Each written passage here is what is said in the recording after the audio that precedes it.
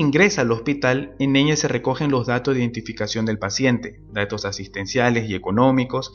En el momento del alta debe de constar el motivo de diagnóstico y salida de la identificación. En esta hoja administrativa muchas veces van las hojas de seguro, las hojas de convenio, etc. Y tenemos una de las hojas más importantes que tenemos en este segmento, que es las hojas de autorización. Los pacientes y o familiares o tutores del mismo deben estar siempre informados sobre los procedimientos que se le va a someter, así como también de las posibles complicaciones que deriven de ellas. Y para así deben dar su consentimiento por escrito. ¿Cuáles son estos dos tipos de consentimiento? Tenemos la hoja de autorización para las exploraciones e intervenciones quirúrgicas y tenemos la hoja de alta voluntaria. Quiere decir cuando el paciente quiere irse del hospital en contra el consejo médico si él mismo no ha terminado su tratamiento o no se le ha podido hacer las intervenciones para su mejora clínica. ¿Ok? Vamos a continuar.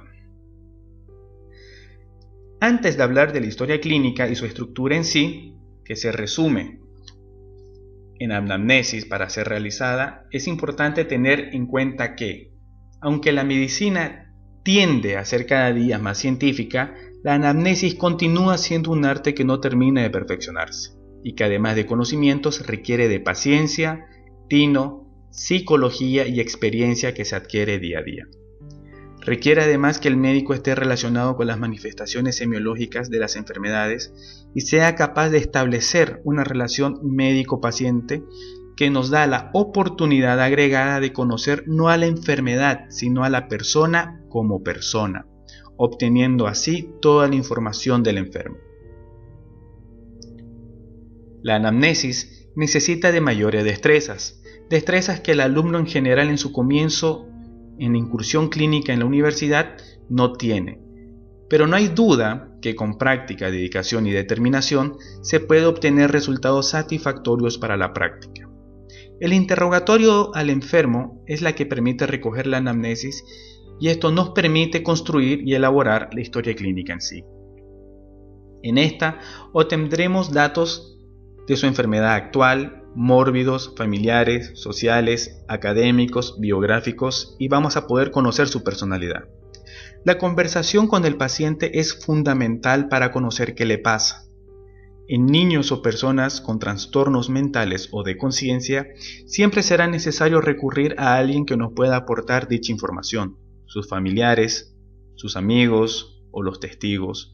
Muchas veces esa información en caso de las emergencias extrahospitalares viene del mismo sistema de emergencias. La información que se obtiene es lo que viene a constituir la historia clínica en sí. El interrogatorio tiene tres objetivos: establecer una relación médico-paciente, el diagnóstico clínico y el diagnóstico psicológico. ¿Por qué es tan importante establecer una relación médico-paciente? Es fundamental para obtener la colaboración del enfermo para el examen en sí y su acompañamiento subsiguiente. El saber escuchar al enfermo, el no dejarle dudas que uno entiende, e interesarse por su problema, como el tener una actitud optimista, son características de un buen médico. No se olviden, no importa la especialidad que ustedes elijan, o si son asistenciales o no asistenciales. Todo médico en algún punto de su vida se va a enfrentar siempre a este interrogatorio. El médico que logra adquirir esas características se constituye a sí mismo como una droga que resulta muchas veces más importante para el paciente que el tratamiento en sí. Es cuestión de humanización y tratar al enfermo como te gustaría que te tratasen a ti. Es así de simple.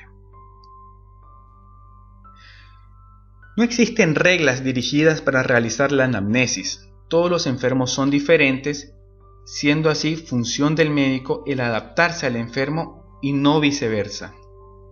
pero siempre es necesario tener presente el ganarse la confianza del enfermo desde el comienzo y así obtener toda la información necesaria.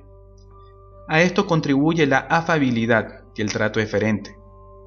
Preocuparse que el enfermo esté cómodo dentro de lo que adolece, demostrar sincero interés hacia él y sus problemas, prestando debida atención en sus palabras sin mostrar ninguna molestia. ¿Y cuáles son estas molestias? Como ser la prisa o el aburrimiento, o la sensación de que está siendo redundante, evitar hacer caras o muecas cuando él habla. Muchas veces eso es mal interpretado por el paciente, que también muchas veces la sociedad olvida que los médicos somos humanos, y en vez de llegarnos a conectar, yo médico quiero curarlo, usted enfermo necesita de mí, muchas veces esa relación se corta por una sencilla mueca. Todo esto dentro de un marco profesional que nunca se debe descuidar. Recuerden que ser humanizado significa ser humano al dolor. La humanización no significa complicidad. El oír cómo se expresa nos dará luces de su grado de instrucción, temperamento y objetividad, en especial la confianza de su relato. La idea no es convertirse en un fiscal acusador llenándolo de preguntas. El arte está en lograr los objetivos anteriormente mencionados sin perder la confianza del enfermo. Hay que tener cuidado de no sugerir ninguna respuesta, pues el enfermo puede caer en agradar al médico. Muchas veces así esto distorsiona la anamnesis. La anamnesis debe ser siempre clara y directa, evitando tecnicismos y eufemismos. Así y todo, con la gente no letrada o con poca instrucción, es conveniente siempre usar palabras propias del folclore. Hay que saber recoger la historia clínica y redactarla. Pero hay que entender también que recoger una historia clínica y redactarla son dos procesos muy diferentes.